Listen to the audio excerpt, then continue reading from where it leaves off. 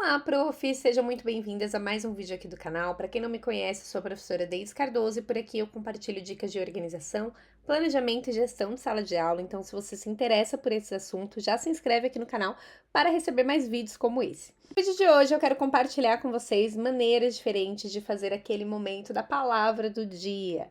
Não sei se vocês têm esse hábito na sala de aula de vocês, mas eu gosto muito de fazer e a gente consegue adaptar essa mesma estratégia de maneiras diferentes para diferentes anos. Então, é uma prática que você consegue adaptar desde o primeiro ano até o quinto ano, introduzindo e retirando um elemento ou outro, mas a proposta dá para ser adaptada aí para o ensino fundamental anos iniciais. A palavra do dia é uma maneira de a gente ampliar o vocabulário das crianças, mas também da gente trazer para a sala de aula a possibilidade de fazer análises a respeito da palavra, trazer reflexões sobre aquela palavra que foi escolhida pela turma ou pela professora, ou eu vou dar aí ao longo do vídeo algumas maneiras de realizar isso na prática, em sala de aula.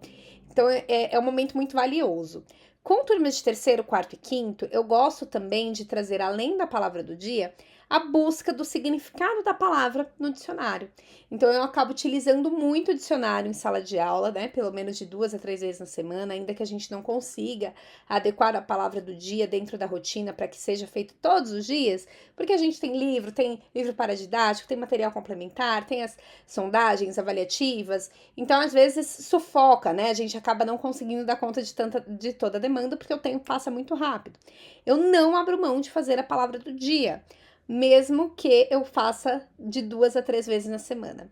Então, ainda que ela não seja feita diariamente, principalmente aí no terceiro, quarto, quinto ano, a gente faz pelo menos, eu faço com a minha turma pelo menos de 2 a 3 vezes na semana, para que eles tenham esse contato com palavras novas, para que eles tenham essa preocupação de fazer essa análise da palavra, da percepção da acentuação, de dígrafos, a gente consegue linkar com os conteúdos que estão sendo aplicados ali, né, dentro da sala de aula, mas também para que eles possam ampliar esse vocabulário e fazer essa busca no dicionário, para que eles possam ampliar esse repertório.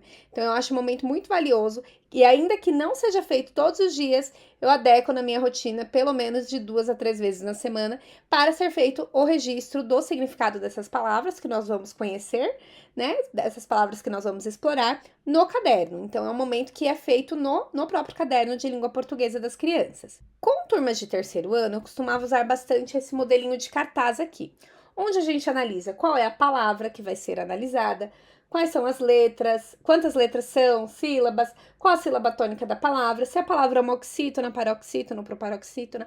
O legal de você plastificar é que você consegue pedir para a criança escrever aqui, né, a quantidade, fazer ali a quantidade de palavras da análise e depois apagar e reutilizar esse mesmo cartaz.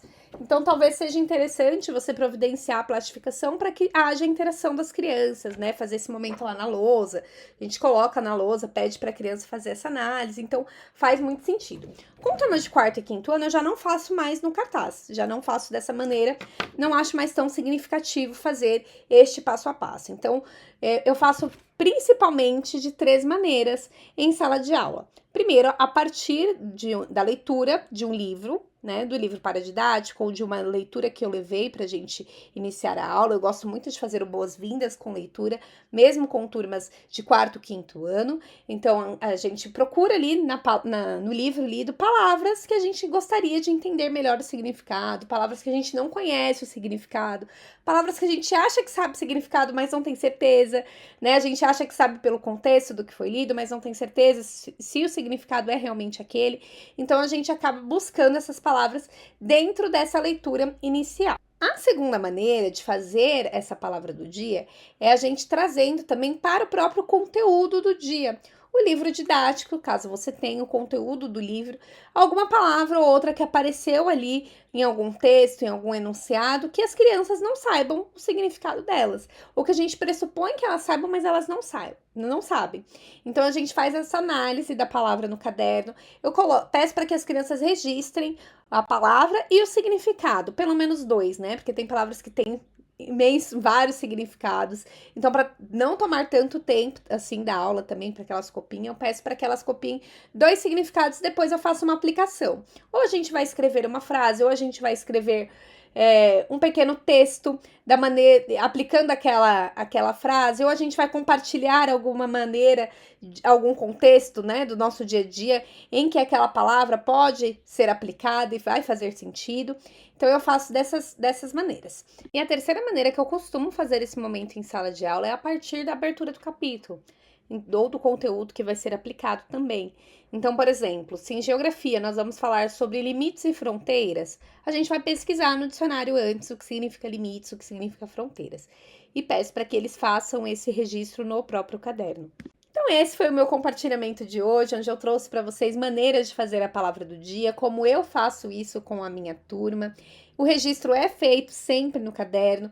O apoio do dicionário é indispensável para que a gente não faça só uma análise superficial, mas para que a gente entenda o significado da palavra e a aplicação dela no nosso dia a dia, na nossa rotina, ampliando aí o vocabulário das crianças. Espero que você goste dessas ideias, espero que essas dicas tenham sido úteis para você e que você utilize aí com a sua turma de alguma forma. E eu te vejo no próximo vídeo.